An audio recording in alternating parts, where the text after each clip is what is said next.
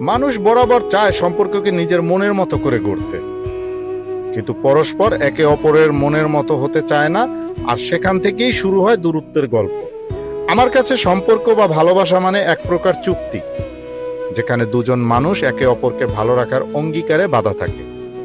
যদি সম্পর্ক একতরফা হয়, ভালো থাকা তো দূরের কথা, জন্ম নেয় তিক্ততা।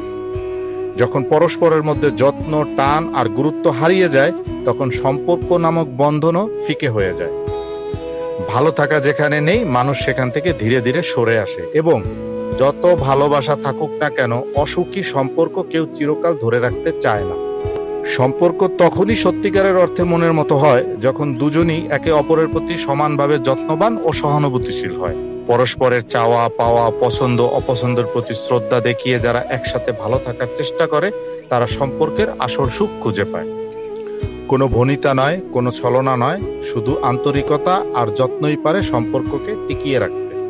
কারণ একতরফা কোনো কিছুরই ভালো পরিণতি হয় না, তা শুধু দেয় মানসিক যন্ত্রণা আর অপূর্ণতার বেদনা। পরিশেষ এটাই বলবো, সম্পর্ককে নিজের মনের মতো করে গড়ার চেষ্টা না করে, বরং সম্পর্কের মানুষটার মনের মতো হতে পারলেই জীবন সত্যিই সুন্দর হয়ে ওঠে। ধন্যবাদ।